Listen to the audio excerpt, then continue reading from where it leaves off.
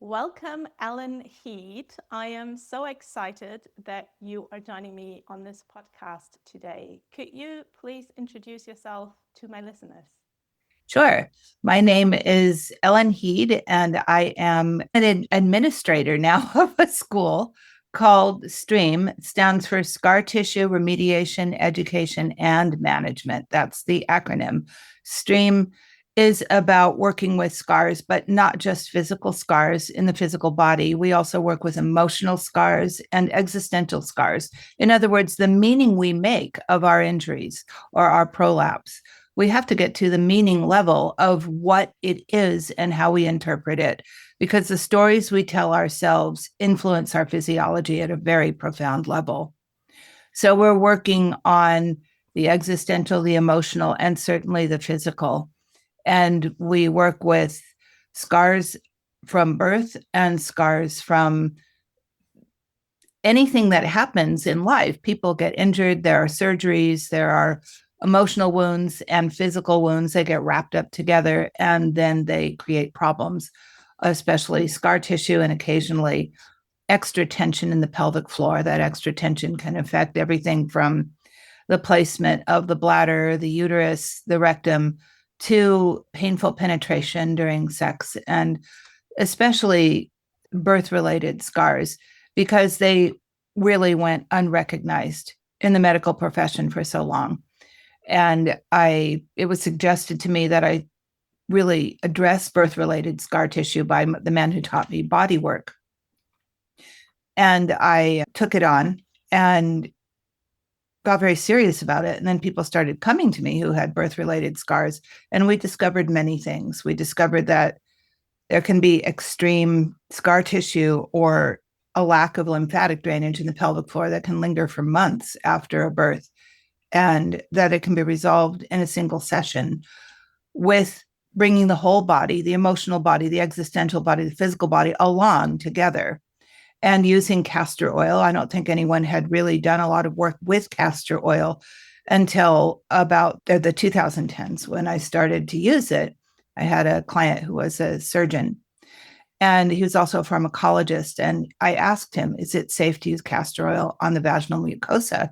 He said, yes, if you're ready for that 1 in 250,000 people who's allergic, and you have to know where your local ER is in that case. So far, I haven't found that 1 in 250,000. I've worked with thousands of people now. So, it's paying attention to what you're doing and knowing what you're doing. But the truth is, sometimes people sensitized to castor oil could be a little bit itchy, a little bit burny. That just means you need to take a break. It doesn't mean you shouldn't use it unless it's extreme itching or burning, if that makes sense. Don't use it every day. Use it every one day, take 2 days off, etc. So, we're sort of jumping ahead here.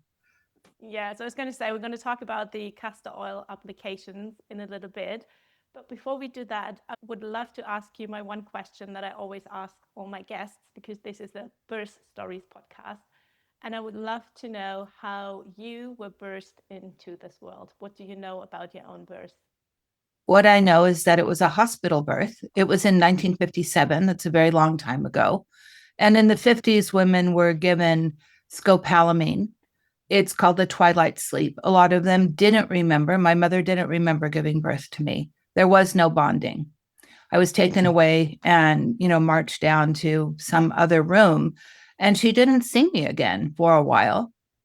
And when she did see me, she was woozy from the drug, but she still, fell in love, and we had something resembling bonding, but the hormones weren't at their peak at that moment, as they can be right after birth.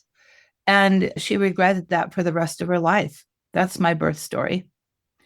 My mother had a lot of, when she started researching and getting interested in bonding and child development, she read a lot. She's a very well-educated woman. She's curious about it. She realized that she missed that with me. And so she spent her life trying to make up for it by being very effusive in her affection. But there's something unique that happens at that moment, right? When the hormones after birth are at their peak, oxytocin, serotonin, dopamine are peaking at that moment. And that's when bonding can happen. And if the moment is missed, it's a unique opportunity in our complete human experience. I mean, there were so many women at that time that went through that. So it's like a whole generation of kids and Right. mothers who missed out on that. Well, arguably, it could be said that the 60s were a reaction to that, the me generation, because if I'm not part of us, then I must be me. And so taking care of myself, I have to do everything on my own. Nobody's really here for me. A lot of those birth stories get incorporated at the unconscious level, at the existential level. How do we make meaning of our lives without that birth and bonding connection? Yeah. I mean, that would be a whole podcast episode of its own. But today I would love to talk to you about scars and scar tissue. I found your work fairly recently and I went into a deep dive. I put your name into Spotify and I listened to every single podcast episode that came up. Oh my And goodness. I also started reading your PhD thesis on women's pain after giving birth, after birth injuries.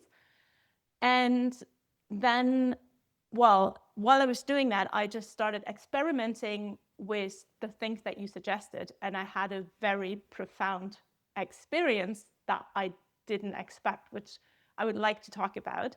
But maybe Yeah. I'll just give you and the listeners a little bit of my, I would say, health background to kind of like understand the full picture. So I'm a mother of two, and before I conceived my first child, I've had endometriosis. And I am very conscious in saying I had endometriosis because I don't think I still have, like, I don't have any symptoms. So I think, Oh, I want to hear about that. yeah. So I was kind of like the typical endometriosis story in the sense that I was having symptoms for nearly 8 years before I got a diagnosis. But what was unusual in my case was that for the first, I would say, 5 years, I didn't have any menstrual pain, but I had severe pain in my right shoulder, all the way down my right arm into my hand. So sometimes my whole arm would go numb. Oh, this is so interesting. Yes, Wow. I thought you would like that. Mm-hmm. So, and I realized that this pain was cyclical. It would start, like I could tell that my period was coming because my shoulder would start to hurt. And then the pain would last for about 2 weeks. And then I was pain free for about 2 weeks. And I Mm-hmm. told doctors over and over again, and everyone said, oh, there can't be a connection between a shoulder pain and your menstrual cycle. And then over the years, as my life got more stressful, I was living in London, running a yoga studio, cycling everywhere, being a vegan, most of the time vegetarian/vegan diet, and I got really painful periods as well. And then a practitioner who actually worked out of the treatment room from my yoga studio, she was a physiotherapist and a herbalist, and she was the first one to suggest that maybe I have endometriosis. And she said, your symptoms are a bit unusual, but maybe it's endometriosis. And I went home and I Googled endometriosis and shoulder pain. And immediately what came up was endometriosis on the diaphragm. And I sometimes couldn't breathe because of the pain I had in my shoulder. And Mm-hmm. like at that time, it was like the peak pain. I would take 1,600 milligrams of Oh, ibuprofen wow. every day for these like 2 weeks where I was in pain, Wow. just to kind of like function. And Oh my gosh. That tells me such a story already. Wow. Okay. yeah, so the first thing I did, I went to a GP in London, and because I'd lived in London for about 5 years, and I hadn't been to a gynecologist there, so I needed a referral to actually get into to see a gynecologist. And I actually moved out of London 6 months later, and I never thought a gynecologist in that time. Uh, And then I only got diagnosed when I moved to Vienna, and I saw someone here. But in the meantime, I started my own research, and I found a book on diet and endometriosis, and I saw a dietitian who specialized in endometriosis. And in the beginning, it was completely overwhelming because I started cutting out everything: sugar, gluten, coffee, alcohol, all the fun things. But I was still a vegetarian. So I was basically just eating vegetables. And things got worse for a little bit, but then they started to get better. And then I reintroduced fish, and I thought maybe I'll eat a little bit of salmon once a week. And the first time I ate salmon, I was just like, oh my God, my body needs this. And I started eating fish in the beginning every day. And then I started reintroducing meat. And then I moved to Vienna. I was diagnosed, luckily, not via laparoscopy. I had an MRI scan first. Oh, And fascinating. that showed the endometriosis on my liver, actually. It was not on my diaphragm, it was on my Exactly. liver. That was my first thought. It has to be liver. If it's right shoulder pain, this is liver gallbladder. Absolutely. Fascinating. And so we don't even think about endo getting north of the diaphragm. We think the diaphragm is a barrier and endo can't travel. It absolutely can and does. They even found endo in the brain. Yeah. There's even 17 cis men who have endometriosis. Can you believe that? How does that happen? Yeah, it's crazy to think what things can happen in the body. And Exactly. then, I mean, for me, I saw an endometriosis specialist who was really intrigued by my case, and he straight away wanted to operate on me. And I said, hold on, I would like to try to conceive first. And if I can't conceive within 6 months, then I'm considering surgery. And he was really happy with that. He was a very lovely doctor. And I tried to conceive, I think 2 months after that, and I fell pregnant on the first attempt. By that time, I still had painful periods, but it was manageable. I wasn't on painkillers anymore, and it was good. And then I had my first son, who was born via an unplanned C-section. Some would call it an emergency C-section. I had a general, but that wasn't because of the emergency status. It was because the epidural hadn't worked the whole labor. Mm-hmm. So I didn't see my son for 2.5 hours after he was born, but we had very good bonding. He latched straight away. So all of that was good. And I would say my scar, my incision healed really well. It's really long. My external scar is 19 centimeters long. Oh, quite long, yes. Yeah, the doctor said he has large hands, and that's why he needs to make big incisions. Oof. Yes. Gosh. Yeah, I'm not going to say anything about that doctor. He wasn't my favorite. But it healed well, and I was doing physiotherapy. It was a very lovely physiotherapist. She had 2 C-sections herself, so she was really good and manually working on the C-section scar. And it took about a year until the scar wasn't numb anymore. And I always had a bit of a pulling sensation on the right side. And that actually, my physio, she also does internal work, but she says she has short fingers. And she actually referred me to a colleague who had longer fingers. And she manipulated a point on the left side inside my pelvic floor. And then that pulling on the right side of my scar resolved. So I went into my second pregnancy 3.5 years later, and I had a vaginal birth, I had a home birth, and everything was fine. But the birth was a bit challenging in the sense that I didn't have a natural urge to push, which I sometimes think maybe that's related to scar tissue. I don't know. But I pushed out a 4-kilo baby without any physiological urge to push. And I had a second-degree tear, which was stitched up by the lovely student midwife who attended my birth. And I thought everything was great. But then actually, this recovery was much harder than my first, in the sense that a week after birth, I started having foot pain in my right foot. And I was diagnosed with plantar fasciitis, which everyone says, oh, it can happen postpartum and it goes away after a year. But I could always feel that it wasn't only in my foot. I could feel that it was going all the way up into my lower back, my right hip, and kind of like to my mid-back. And I would tell my physiotherapist, and she was a bit like, she actually did a little bit of work on my scar after the second birth, but she was focused more on my pelvic floor, and I had a prolapse, a second-degree cystocele, and my diastasis recti wouldn't close. And I was really frustrated because I'm a yoga teacher. I teach postnatal recovery yoga, and I just felt really helpless because I couldn't heal myself. And I would tell everyone that there was a connection that I could feel, and everyone just looked at like their little bit. And then so earlier this year in March, I had like really bad back spasms. I couldn't move. It was so painful. I had to call a doctor to give me a painkiller shot. And then I went to a doctor a couple of weeks later again, and they gave me cortisol shots. And it was in my lower back, so my back was better, but I realized, okay, also my foot doesn't hurt. So I also got a cortisol shot for my foot, because at that time there was so much pain and I had to get on with mothering in life. But it also gave me that, it was like, okay, there's some inflammation going on, and I couldn't quite tell where the inflammation was coming from all of a sudden. And also this hip pain, it was like something I've never felt before. It always felt like I needed to stretch my hip, but I didn't know where to stretch it from. Yes. And then I went to see an osteopath. I love my physiotherapist, but I just thought I'm going to try someone else. And I told her just a little bit of the story.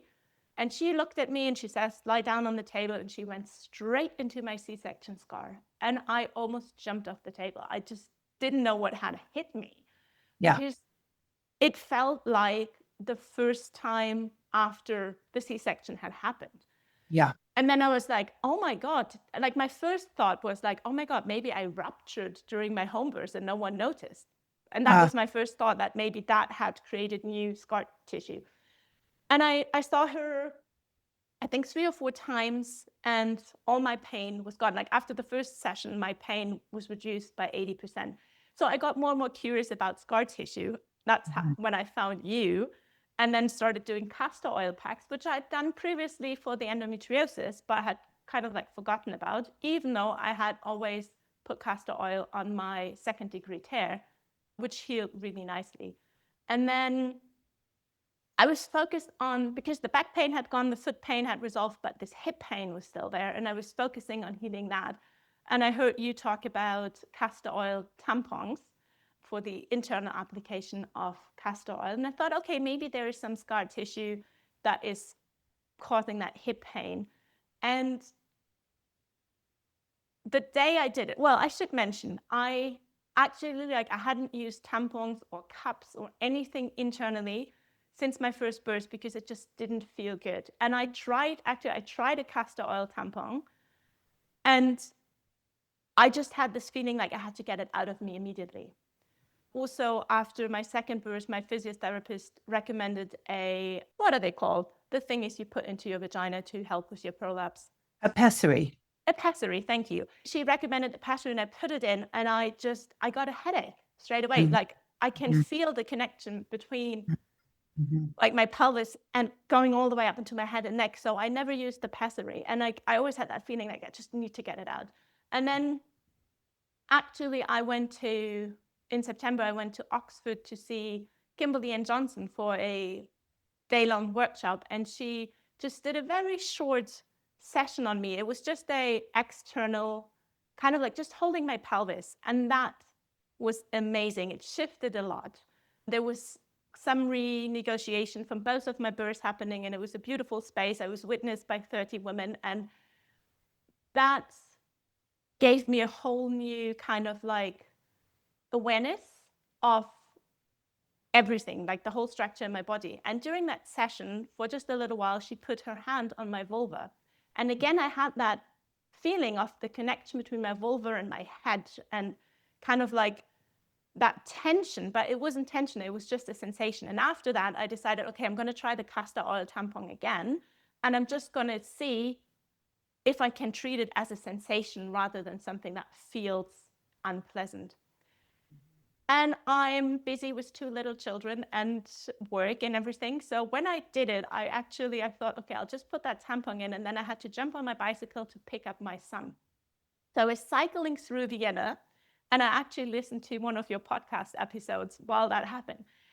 And it was the most trippy bike rides of my life, because as I started to cycle, I could feel sensation go all the way up. And it started in my pelvis, and then basically the midline of my body. And there was lots of memory coming up from actually an IUD incision that I've had 7 years ago, no, 8 years, no, longer, 10 years ago. That was really painful, and I hated the IUD. I was bleeding for 6 months every day, and then I took it out, and I was really depressed while I had it. And the moment it was out, everything was fine again.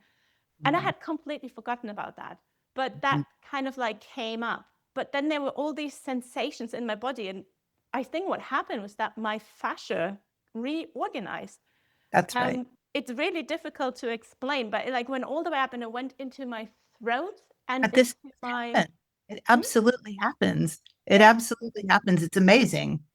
Yeah, and it went all the way up into the roof of my mouth, and then it kind of like settled. So by that time, I had like gone to pick up my son, come back home. He had fallen asleep on the bicycle, so I carried him upstairs, and I lay down on the bed with him. And by that time, the whole sensation had kind of like moved down towards my pelvis, and it had like it felt like there was a suction cup at the top of my pelvis, pulling everything up.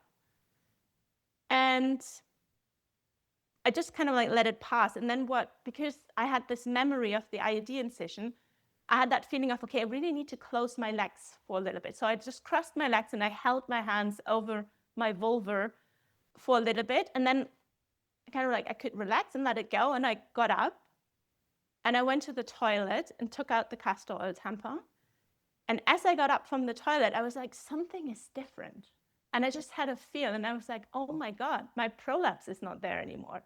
And I couldn't believe it. And then I took out a mirror, and I would say it was gone about 90%. Like, it's still a little bit visible, but it was just like, I couldn't believe it. I felt, to be honest, in the beginning, I was just like, this can't be. Oh, but it is. I know it is. But I just, like, it was a really trippy day and really amazing.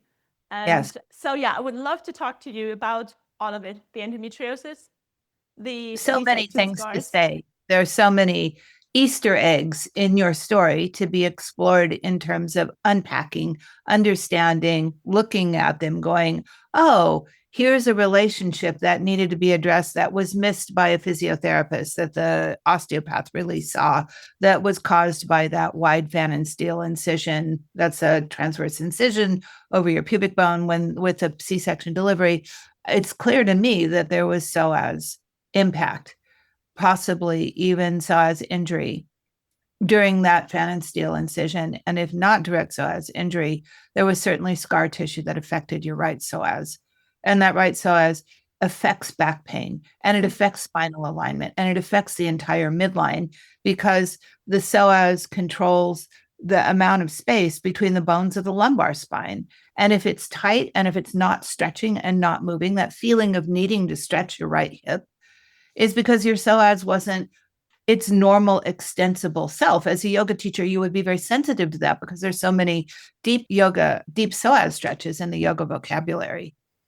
And your body is little bit by little bit, as the scar continues to grow and develop, incrementally less able to find that full psoas extension.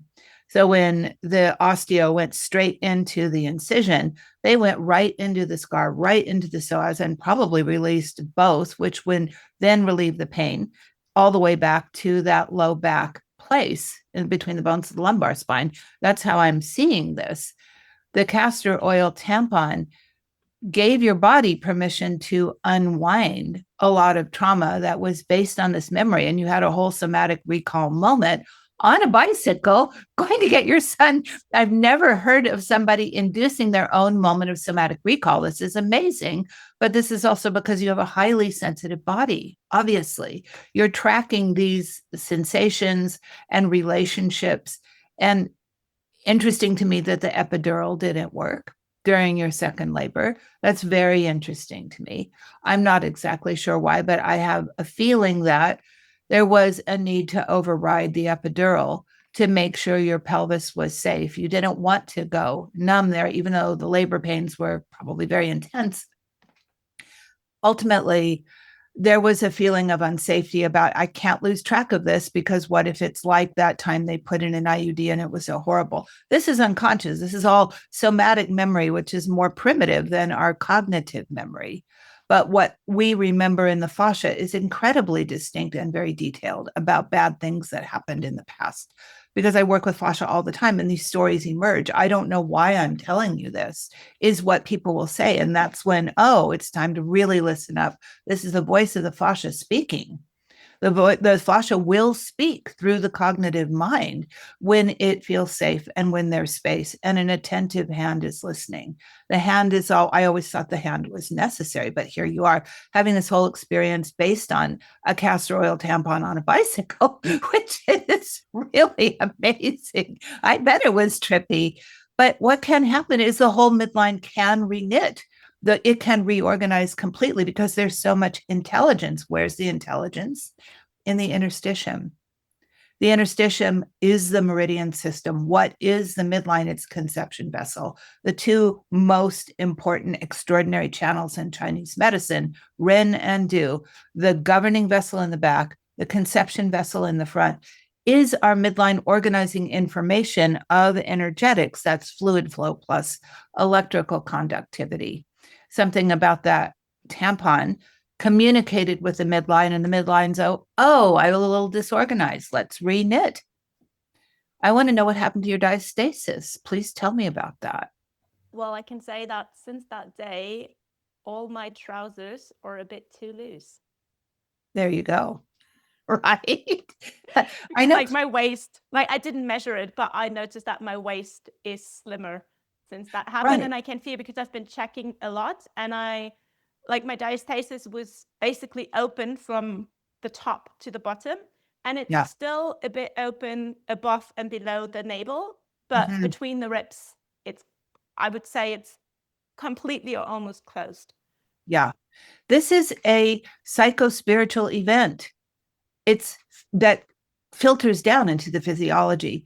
Somebody has to feel safe for this to happen because you put in your own tampon, but because when Kimberly put her hands on you, something clicked in terms of safety. That's what I'm guessing. Oh, I feel seen, held. My birth story is being acknowledged and witnessed even at a non or pre or we'll just say nonverbal level here.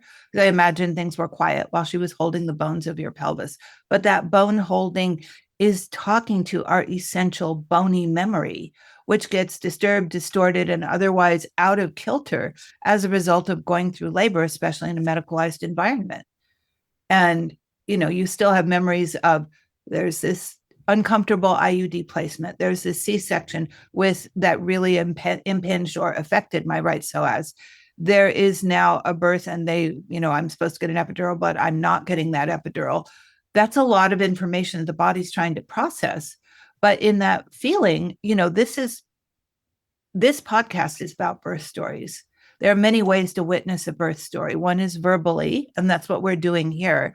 Another is manually, just by holding bones. And this is the first thing that stream students learn is bone holding, how to hold the bones in a kind of almost osteopathic way, because I have training as a craniosacral teacher and taught craniosacral for many years. I understand how to read, feel, and hold what's moving and what's not moving in the bones as somatic story. You don't have to say anything. You just have to witness. You have to witness with awareness and follow the bony movement. And the connective tissue element of the bones connects all the way up into the dura, connects into the brain, and something fundamental changes, like a midline starts to reknit. That in fact happened to Kimberly herself. I was working on her at one point, and her diastasis reknit instantly in one session. That was the weirdest thing I ever saw in my life. I mean, it was a 2-finger diastasis, 3-finger diastasis, and there was fecal incontinence. There's a lot of things going on there. And we did some intraanal work, and I did up behind the pubic bone on the back of the linea alba. That's the midline attachment at the pubic symphysis, just holding it. And it started going on its own. I'm like, what the heck is this? I'd never felt that before. And then just boop, boop, boop, boop, she got up. She's like, wait, my diastasis, what? So our bodies have all these stories on your podcast, including Kimberly's. And I just thought, okay, that sounds really nice, but I didn't expect that it could happen to me on my bicycle. You did it for yourself on a bicycle. That's astonishing. But I want to say that without the permission of that bone holding experience, that might not have happened. I think so too. And actually, there's one element that I forgot to mention earlier, which also I think played into this. And that's, I mean, we've been talking without naming the 4 domains of health that you talk about. Yes. Yes. So there was the emotional aspect, and then there was the actually like the biomechanics of Yes. the bone holding, but there was also a biochemical aspect. So I was saying earlier, I was wondering why all of a sudden my C-section scar was so inflamed again, basically, Mhm. after my second birth. And then when I listened to all of your stories, I realized what happened was, so when I was aware that I had endometriosis, I changed my diet and I cut out gluten. And I think it was still in my first pregnancy. I did like a test and it came back that I'm not gluten intolerant. It said, it's fine, you can eat gluten. But I didn't eat gluten until I was pregnant again with my second, because I was suffering nausea and vomiting, and my husband had just started doing his own sourdough bread. And I just thought, okay, I'll just try a little bit of his sourdough bread. And it was fine. I could eat it, but I didn't realize that I think I am gluten intolerant, even though that test said I wasn't. So I started eating gluten again, more and more. And actually, after I came back from Oxford, where I had that bone holding session with Kimberly, a few days later, I had a mouth ulcer for the first time in my life. And I couldn't eat anything solid for a whole week. So what I did is I made meat stock and just mixed that with vegetables. So it wasn't in any way like a full GAPS protocol or anything, but I just ate soups based on meat stock and eggs, like scrambled eggs. These were the two things I could eat for a whole week. And that, like, I could feel it was like a real big cleanse. And I also stopped eating gluten in that week, and I haven't eaten gluten since.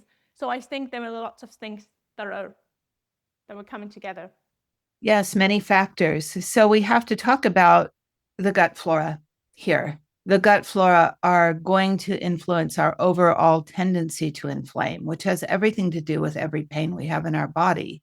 If the gut flora are skewed in a particular direction, we have to talk about a history of endometriosis here. That means something in terms of gut flora. All the NSAIDs that you took, the non-steroidal anti-inflammatory drugs, NSAID, people take them for pain. And you're telling me about a history of 1,600 milligram doses of NSAIDs during certain periods of your life, but daily. That will decimate your gut flora. So there's a history, and maybe even we didn't talk about early childhood, if there were ear infections or strep or throat infections or colds, and if you were dosed regularly with antibiotics. That's common for so many people these days. That's just something to pay attention to. The endometriosis is related to gut flora. And People don't know this, but it is. When you my start to do, endometriosis started after I had Lyme disease and was on antibiotics for a whole month. there And we after go. that, my symptoms started. So I'm quite sure that actually that triggered the endometriosis. So here we are in the realm of biochemistry, is that the antibiotics decimate the gut flora. The gut flora has a hard time recovering its balance. And so opportunistic flora, pathogenic species start to overproliferate in the gut. That means the Peyer's patches. This is the immune, we could call it immune command central for the entire body, is this section of GALT, gut-assisted lymphoid tissue in the small intestine. And the GALT is in communication with all of the lymph system in the body. If lymph can't drain, we're going to be in pain. That's a little rhyme. When lymph can't drain, you're going to be in pain. So the lymph is putting pressure on places, including, and then there's, we didn't talk about constipation. We don't have to go into detail here, but the comorbidity of constipation, IBS, and endometriosis is very real. There's a lot of literature that supports that. So we have to look at those elements and see. But when people start reversing, they start eating GAPS, they start getting right with their gut flora, they start doing coffee enemas, which will cleanse their liver. Constipation and endometriosis set the liver up for fibrosis. And the fibrotic liver contributes to the endometriosis. It's a the opposite of a virtuous cycle. It's a non-virtuous cycle of liver stagnation, thickened blood, inflammatory titers, and then a tight psoas. Here's this tight psoas. Maybe that psoas, maybe I have a theory that between constipation and a tight psoas that contributes through pressure on the uterus. You've got I'm not saying this is you, but I am saying it is other people I have worked with. They have impacted colons in the back, pushing on the posterior cervix. They've got a short, tight psoas, which is irritated because the colon sits underneath the psoas. When the colon is impacted, there's leaky toxins coming up, inflaming the psoas, causing it to shorten, squeezing the uterus, so retrograde menstruation is more likely to happen. Whoa, who puts that together? I came to that the other day when I was meditating and thinking, and why does endometriosis, what does it have to do with a tight psoas? What does it have to do with constipation? I'm like, oh, it's biomechanical pressure on the uterus itself. And then these endometriomas start to proliferate, and they seed themselves once they're in the peritoneum. Every time you bleed, you're bleeding in the endometriomas, which seeds, the bleeding, and then the blood travels and it starts another endometrioma, and it climbs up the tree till it's even north of the diaphragm and into the liver, into the lungs. Even in the brain, people have found endometriomas in brain tissue. Whoa. Oh my God, what you just said about the tight psoas and constipation, and I'm like, yes, that's me. I mean, I think the definition of constipation is that you can't go for several days. I have regular bowel movements, but my stool is always really hard. Yes. And that got worse in pregnancy. Well, it will, because, we can't eat as much during pregnancy. Frequently, people are having bladder sensitivity because there's a baby sitting on your bladder, right? So they're not drinking as much. So dehydration happens and the stool gets harder and harder. Plus, there are hormonal contributions, which are the hormone that keeps you from going into labor also stops peristalsis. So there's a hormonal contribution to constipation that has to be overridden through eating many small meals that have a certain amount of fiber and walking and moving your body to kind of goose the peristalsis along, which a lot of people aren't able to do or don't know that they must do. Plus the whole hydration, because blood volume, doubles during pregnancy. So we need to get the fluid, that's taken to make all this more blood, because it's you and the fetus, the placenta, there's all of this need, right? We are running deficient in hydration and in peristalsis during pregnancy, which will certainly contribute to any kind of a pattern around endometriosis. But the preset was always there. There's a tension in the psoas, which to me maps back on how trusting we can be. And if you had a bad experience with an IUD placement, that could, kind of put the body unconscious, the somatic unconscious, on guard around feeling safe in your uterus.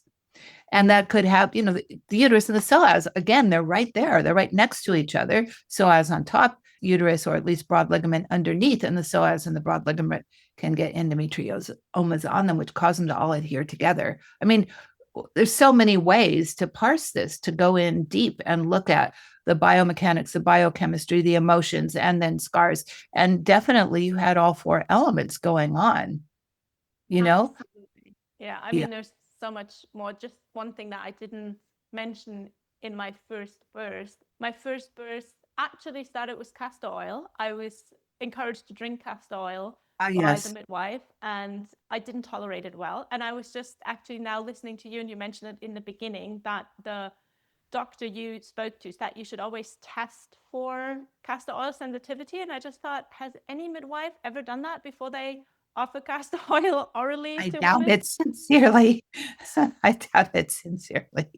Yeah. And so, yeah, my labor started with me emptying my bowels like massively. And then all of a sudden I had sharp pain in my vagina and my anus. And that pain didn't go away for the 20 hours that I was in labor before I had dear. And then on top of that, when I arrived at the hospital, the midwife, who was a private midwife that I had hired to be there and paid a lot of money to, she asked if she could do a cervical check, and I agreed. And I think she tried to do a stretch and sweep without consent. And it was the most painful thing in my life. I screamed at her to stop, and I tried to jump off the bed with my big pregnant belly, and she didn't stop. So I think that was kind of like added on top of the already feeling like I don't want anyone at my cervix from the IUD insertion. And what you just said, the thing about my epidural not working, because I think there was a sense in me of like, shit, I can't be numb. Like I need to feel like I need to protect Absolute myself. vigilance. Yeah. For good reason.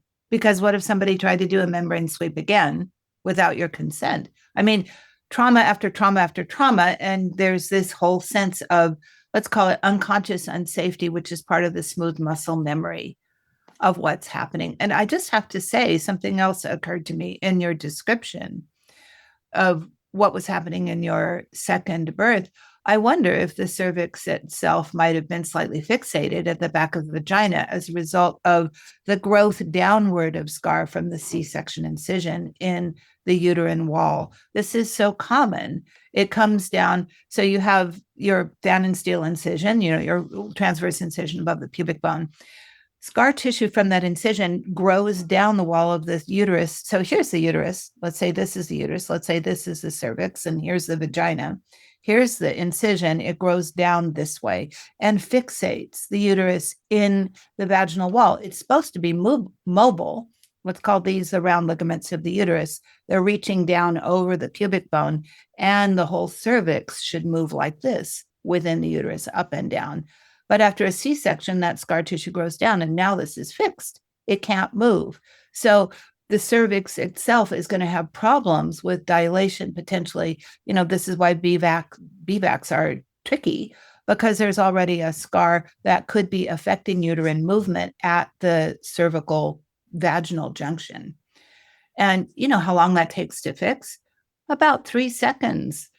A little castor oil and a knowledgeable finger ring around the cervix 1 or 2 times, and boom, now it's mobile. And then things start to work better because these connective tissue, smooth muscle entities, which are the vagina, the uterus, the cervix, are able to communicate to each other without restriction.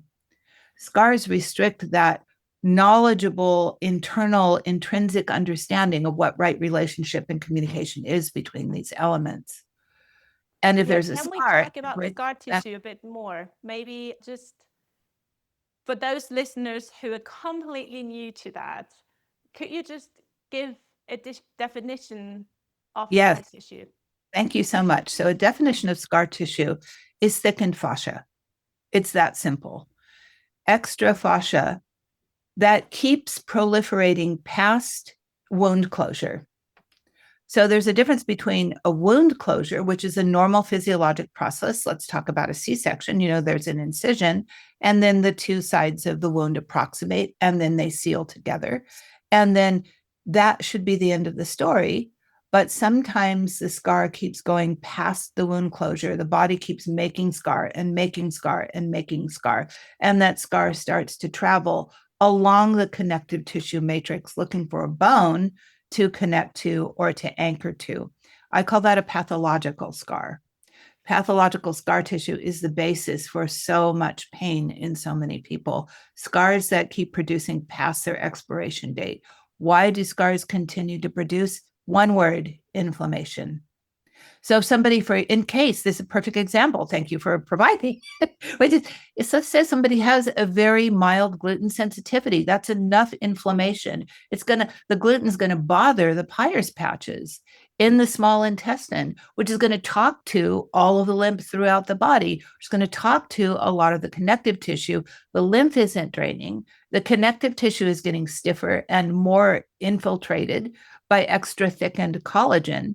And then the scar tissue itself starts to create, this is brand new research out July this year, fibrinogen and fibrin, the basic elements that create the substrate of scar tissue, are in themselves pro-inflammatory compounds. The scar is pro-inflammatory.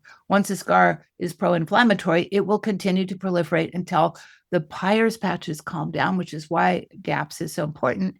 It calms the initial command and control center. If command and control is on fire, everything's on fire with inflammation. When the gut starts to calm down, everything else starts to calm down, and then those scars can start to repair. And something like castor oil whose action is to increase lymphatic flow. That's how it works. It's increasing lymphatic flow instead of all the lymph being in freeze because of an emotional reaction to something that happened. It's going to freeze all the smooth muscle cells in the connective tissue to prevent lymph from moving. We need to have fluid flow moving, not just in the lymph, but the interstitium, but they talk to each other. It's very complex. If the scar keeps growing, if it's an active scar, what can happen? What are the symptoms, especially talking about C-section scars, but also either from an episiotomy or a tear? Like what happens? Because you could just say, okay, the scar grows and it gets bigger, but what are the symptoms that it chokes the blood, it chokes the lymph, and it chokes the nerve? You cannot feel, oh, look. So when the lymph is choked, you can't take out the cellular trash. When the blood is choked, you can't bring in the cellular groceries. When the nerve is choked, you can't turn the lights on of self-recognition within the tissue. We have a sense of self, not self, in every cell in the body. Those are receptors that are saying, this is me, this is friendly, I recognize this compound. If you put in somebody else's organ, for instance, those self receptors aren't there. That's part of our immune system, and they shut it down. They shut down our self reception with the immunity when you get a transplant. That's part of it. So all these things are impacted, affected by scars. Our sense of self, this is why scars are existential. Our self receptors on our cells can be shut down by scar, which means we're not able to identify the good from the bad, the healthy from the unhealthy, and unhealthy things begin to proliferate as a result of scars, including brand new research out last month, cancer cells. That scar tissue itself becomes what's called a pre-metastatic niche, where cancer cells get trapped like, fluff on a bird's nest. They just accumulate within these scars, especially in the interstitium. And that is pro-metastatic. Whoa. That is really a mouthful, because I just think of like all the women that walk around with scars in their pelvises. And I mean, these days, I hardly know a mother who doesn't have a birth injury. Well, this is so good that you know that. And it's so good that this podcast is there and available for people to start to think, oh, right, that C-section, or oh, that episiotomy, or oh, that tear. Have I really dealt with a scar? Have I really restored adequate lymphatic drainage, adequate blood delivery, and adequate nerve delivery? How many people walk around numb? I mean, this was the subject of my dissertation, how scars shut down sexual function in people postpartum, because they're choking off the nerve and the nerve is numb, or else the nerve is distorted and they get pain. Numb or pain is the outcome of a lot of sex after childbirth. And it's because of scar tissue affecting nerves. So yes, it's a really big deal. Yeah, and I'm also thinking, I mean, in my postnatal recovery classes, I always ask the women how they are. And most of them, they say like, oh, I'm fine, but my back is hurting a little bit. Yeah. And I'm always thinking, well, you've had a C-section, or you told me you've had like a 2nd or 3rd degree tear. And I always ask them, have you checked the scar? Or like, have you had someone look at it? And then they usually say, oh yeah, like I've seen my physio, and there's this German word basically for scar remediation. And they say like, oh, I've done it once or twice, and my physio said it's fine. And I'm yeah, like, but the physio is only looking at the site. It's not looking. Scars proliferate, they stretch, they spread anywhere in the body, just like endo. You had endo on your liver. Oh my gosh, how did it get there?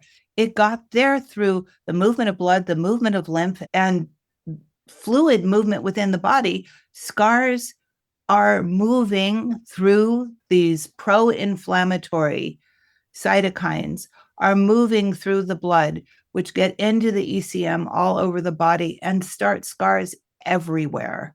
They start an inflammatory process, which will produce scar tissue under your shoulder blade, in your neck, in your jaw, in your midline, in your low back, wherever the pain is, it's related to an inflammatory complex, which is producing scars, which is skewing our senses and creating pain signaling.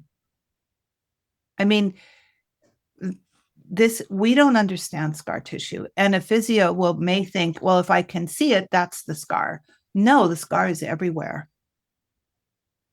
I think that's a big takeaway. That was the big takeaway from what I've learned from your work, that my C-section scar is not that incision that's visible on my lower abdomen, but that it gets much deeper and wider than I previously thought. Can we talk about castor oil application externally a little bit? Why is castor oil so great? Castor oil improves lymphatic flow.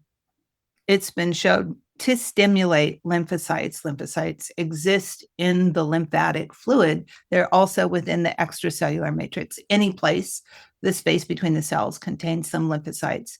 Immunity is body-wide. It stimulates an immune response. The evidence for this is incredibly weak. There's one paper that talks about it, and the evidence in that paper is not particularly strong. However, this guy did say that lymphocytes are activated by the application of castor oil. It's not uptaken by blood, it's uptaken by lymph. So once the lymph is flowing, we've broken the habit of this tissue cannot drain.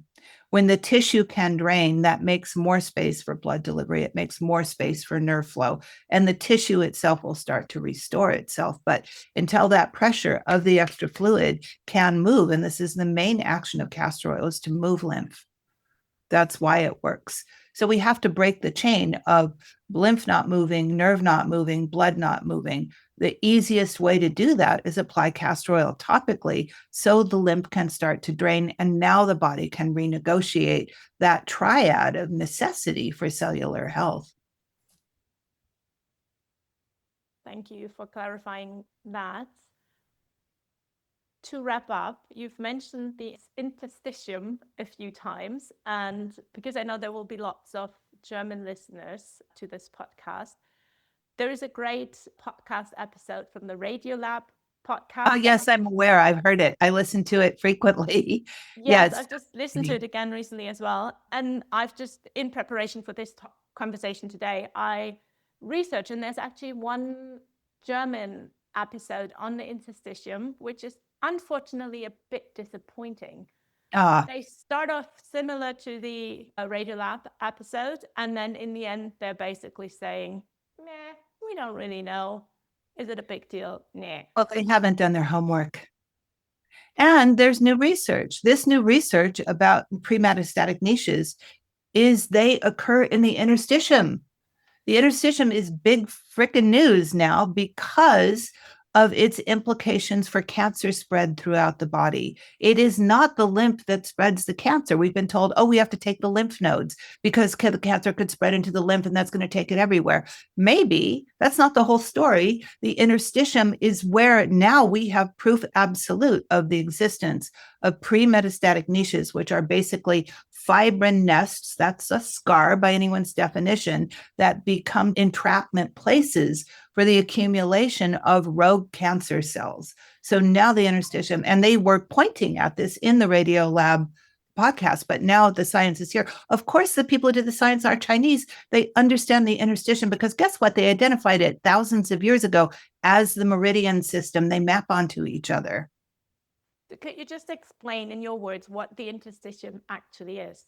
The interstitium, they're waterways.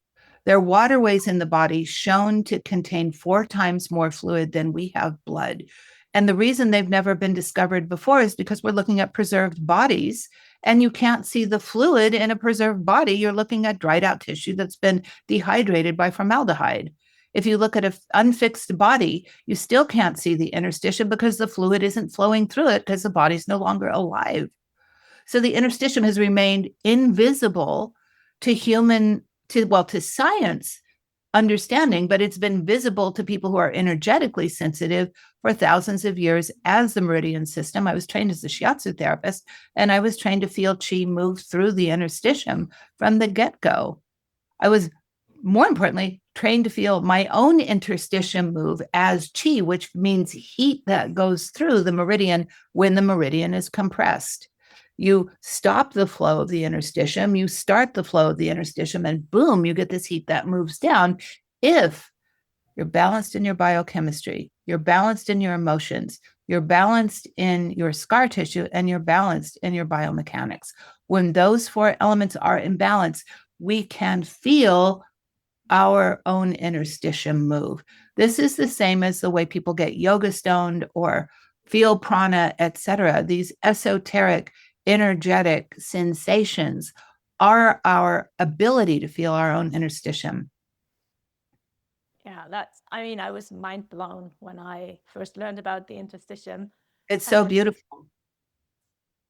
Yeah, and then that got me thinking about my scar again, because I always knew that I was basically cut in half with my C-section in a way, but you call the interstitium the waterway, which I thought was quite a nice way to think about it. And then thinking that all of a sudden I have a block, like the water can't flow there because of the scar. That's really visualized it for me. And I can feel my energy flowing. I can feel my interstitium. And I was like, that makes totally sense. Exactly. And when the two main channels, the most important channels that go crown to perineum, Ren and Du, conception vessel and governing vessel, when they're interrupted by an episiotomy, by a C-section, it has an effect on everything, including brain function. The man who told me to investigate scar tissue as my life's work said, you know why? Because he taught at my shiatsu school. He's my teacher. He said, because those birth incisions destroy brain function because they're interfering with the energetic delivery of information from crown to perineum. I mean, he'd go so far as to say that brain cancer he was telling me this in 2002, way ahead of the research that's now proving it in 2025. It's beautiful. It is. And I think this is a nice way to end, even though I could talk to you for hours on end. And I hope that one day I can take your stream training and come and see you in Ashland. Right now, my kids are too young, but that's definitely something I am putting in my planning for the next few years. So thank you so much, Ellen. Where can people find you? Oh, they can find me at the website scartissueremediation.com. That's the easy way. They can find me on Instagram. I'm at Ellen Heed. They can find me on Facebook. I have a professional page for stream on Facebook, but it's under Ellen Heed Somatic Educator. So those are the three places people can find me now. There's a Substack coming. There's probably some TikTok videos coming as I get more facile with digital creation, because this is the way to get the word out. It has to happen at a grassroots level, because as you've said, a lot of scientists don't see the bigger implications here. When you can see the bigger implications, it's very, very exciting where we are in history at this moment. Yes, and I'll put all your links in the show notes. Thank you so much, Ellen. Oh, what a pleasure. Thank you.